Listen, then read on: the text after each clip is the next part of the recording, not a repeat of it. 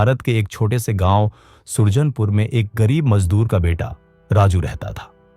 उसके पिता दिन भर खेतों में मेहनत करते और शाम को थककर मिट्टी से लथपथ घर लौटते। माँ दूसरों के घरों में बर्तन मांजती थी। उनके छोटे से घर में न कोई सुविधा थी, न कोई शान शौकत, लेकिन वहां एक चीज थी, सपना। राजू का सपना था एक दिन इंजीनियर बनना, ताकि वो अपने गांव की टूटी सड़कों और बिजली की समस्याओं को ठीक कर सके। हर शाम जब वो अपने पिता को थके हुए देखता तो मन में एक ही बात आती, एक दिन मैं इन्हें इस जिंदगी से बाहर निकालूंगा।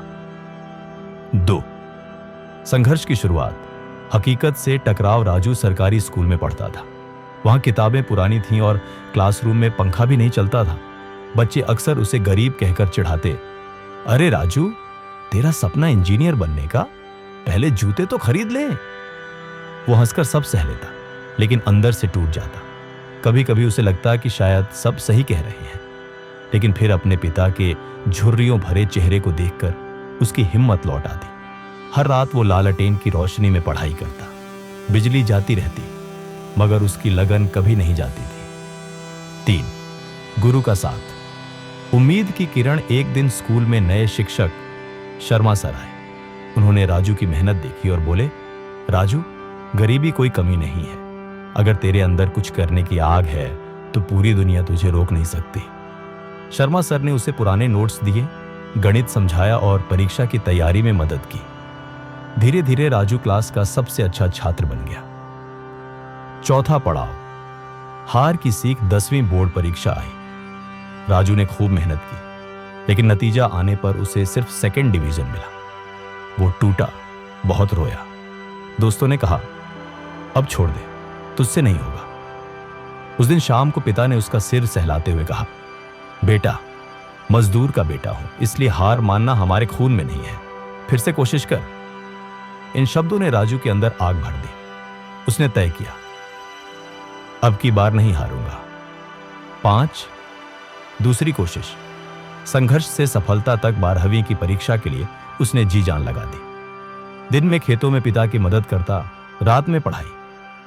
कई बार खाना भी छोड़ देता, पर किताब नहीं छोड़ता। परीक्षा के बाद जब रिजल्ट आया, राजू ने पूरे जिले में पहला स्थान हासिल किया। पूरा गांव गर्व से भर गया। लोग जो कभी उसका मजाक उड़ाते थे, अब कहते थे, राजू तो हमारे गांव का हीरा है। 6 नया सफर।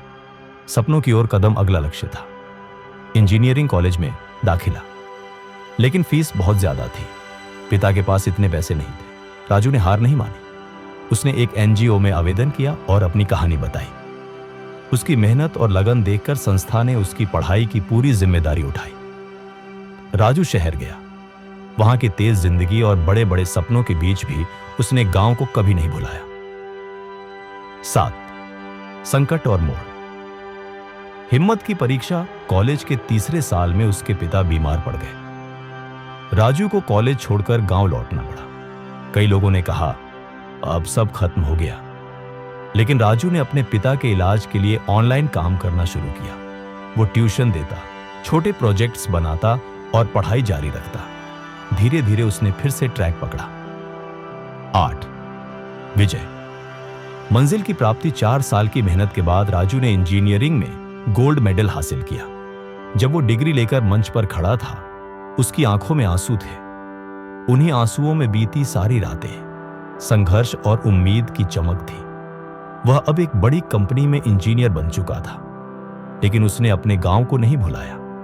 पहली कमाई से उसने अपने गांव की सड़कें पक्की कराई और एक छोटी लाइब्रेरी बनाई, ताकि गांव के बच्चे सपने देख सकें। 9 निष्कर्ष।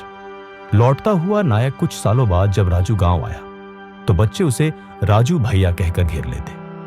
वो मुस्कुराकर कहता, मैंने कुछ खास नहीं किया, बस हार नहीं मानी। अगर तुम भी अपने सपनों पर भरोसा रखो तो मंजिल हार मत मानो, क्योंकि मंजिल हमेशा उसी का इंतजार करती है जो आखिरी सांस तक कोशिश करता है।